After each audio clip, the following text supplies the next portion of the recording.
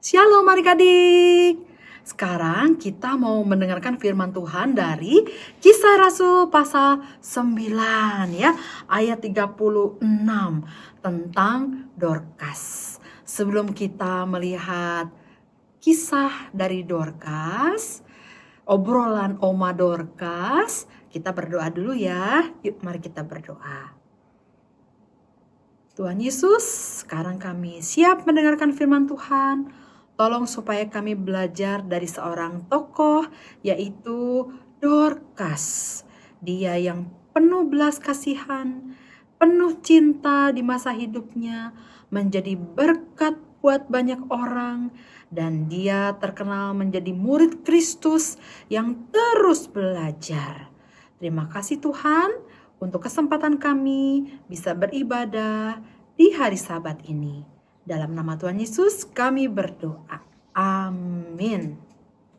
Yuk, kita akan ketemu dengan Oma Dorcas. Sukri, Ya Oma. nih lihat nih, Oma lagi bikin baju anget buat kamu nih. Wah, sih. Aduh, Oma sekarang udah sehat nih.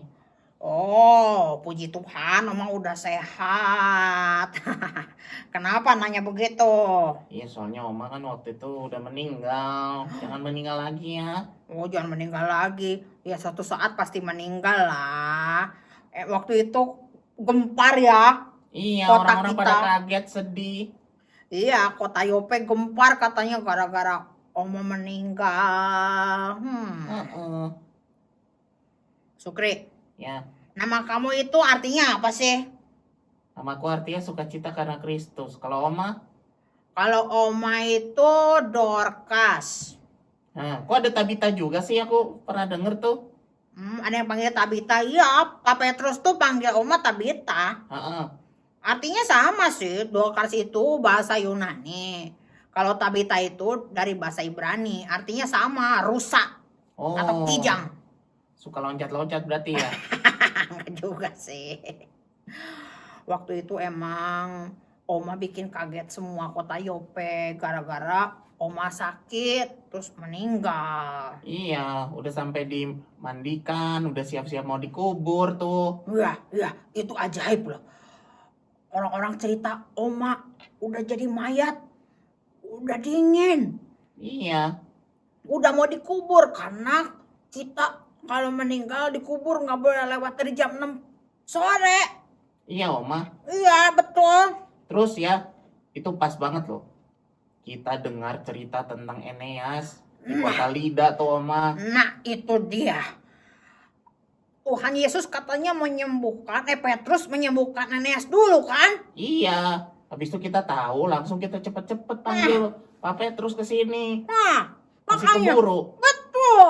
Makanya itu ajaib dah. Cerita dari Eneas tiba-tiba jadi koma. Iya, habis itu Pak Petrus ke Cornelius tuh. Habis itu disidang dia gara-gara makan sama Cornelius. Nah, itu kasihan. Tapi Oma yakin lah itu emang Tuhan sudah menentukan. Kenapa Eneas dulu baru Oma? Baru Ya, ke Cornelius. Iya, ya pasti karena kita semua kan Injil tersebar untuk bukan Yahudi doang. Iya. Tapi buat non Yahudi juga. Omong-omong, Oma, ini kan kita kota Yope ya. Ya. Dulu si Yunus di sini loh, mau ke Tarsis. Iya, Yunus ternyata dulu tinggal di sini. Ini Oma kasih tahu ya. Bukan tinggal, dia mau ke Tarsis Mau tapi ke lewat Tarsis. sini. Iya betul. Mau ke Tarsis tapi lewat pelabuhan. Pelabuhan Yope. Yavo itu ya ini Yope. Kotanya Oma Dorcas. Lucu ya ceritanya. Yunus mah disuruh ke Niniwe, dia nggak mau. Pak Petrus suruh ke Cornelius. Iya. Ke bangsa lain juga tuh ya. Iya betul. Emang Injil harus tersebar ke bangsa lain. Jadi kayak efek domino. Pok. Iya. Semua kena Injil. Wah, puji Tuhan. Tapi Oma juga mujizat loh. Bisa hidup lagi. Iya betul ya. Pak Petrus dipanggil sama teman-teman Oma katanya ke Lida, ke Eneas sampai 4 jam perjalanan. Tahu nggak? Wah, hanya untuk Oma. Tapi yang hebat tuh Tuhan Yesusnya. Iya betul ya Oma. Bukan Petrus yang nyembuhin ya, Iya. tapi Tuhan Yesus. Iya, Petrus waktu itu tuh langsung naik ke lantai atas di mana jenazah Oma terbaring. Terus orang-orang disuruh keluar. Terus dia berlutut, berdoa, minta mujizat dari Tuhan. Wah, Ya. Oma hidup lagi loh. Seru banget tuh. Iya seru.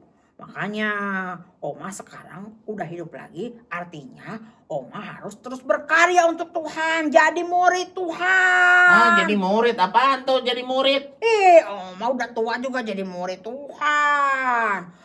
Murid itu nih bukan percaya Tuhan aja, tapi harus belajar firman Tuhan. Lebih penting dipraktekkan lah gitu. Jadi iya, sekarang betul. Oma bikin baju, mengasihi orang-orang. Ya karena Oma murid Tuhan, mau kayak Tuhan yang berbelas kasihan. Iya betul. Gitu. Aku juga harus belajar kayak gitu ya Oma. Iya, Sukri juga harus begitu ya. Oke deh Oma. Ya udah. Nanti kalau udah jadi nih, ini baru kancingnya doang nih. Nih. Ya ampun baru Ah, kancing masih nanti lama dong. Putar jadi kancingnya. Memang lama, ya. Ya oke Ya Oma. udah, terus berjuang.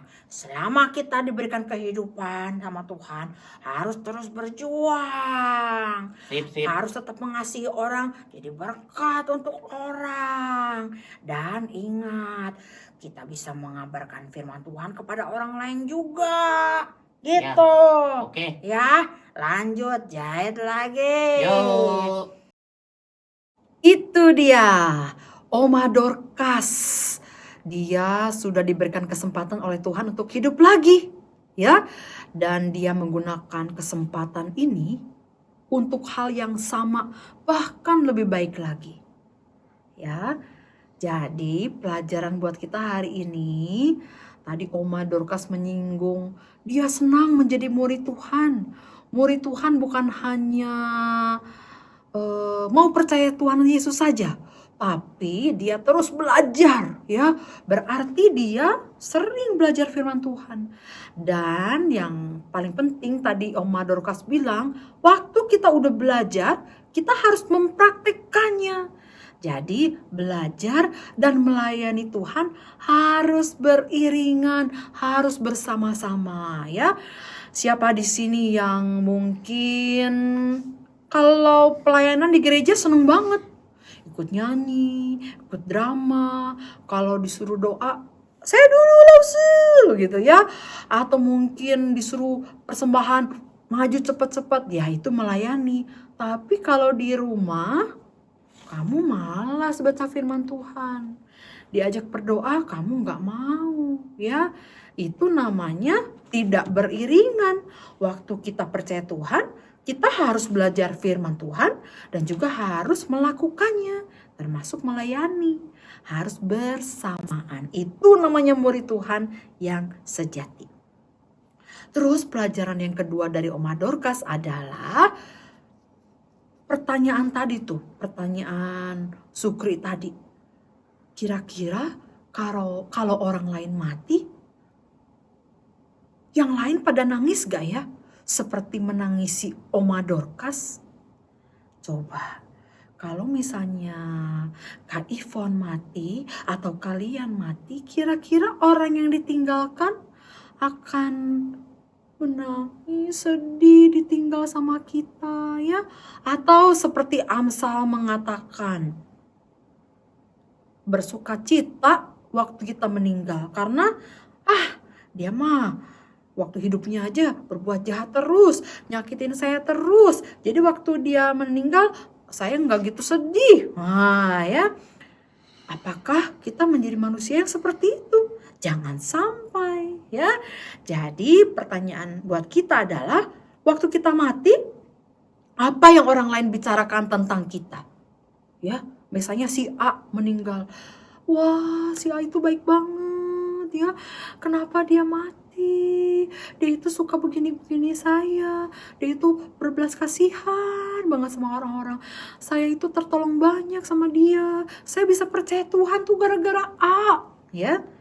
Nah, apakah seperti itu orang membicarakan hal-hal yang baik tentang kita?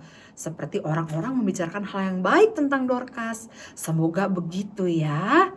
Nah, yang penting lagi yang tadi Oma Dorcas bilang, waktu dia diberikan kesempatan hidup lagi oleh Tuhan, ya, dia tidak menyia-nyiakan waktu yang ada. Dia tetap bisa menabur kasih. Dia tetap jadi berkat untuk banyak orang. Semoga itu juga menjadi tekad kita semua. Ya, kita sekarang masih hidup. Tapi siapa tahu nanti kita mungkin sakit. Tuhan kasih mujizat. Mungkin kita sembuh. Atau mungkin kita pernah mengalami hal demikian. Mari kita berpikir. Pasti Tuhan punya rencana dalam hidup kita. Mari kita gunakan hidup ini untuk menabur kasih. Menjadi berkat untuk orang lain. Yuk kita berdoa.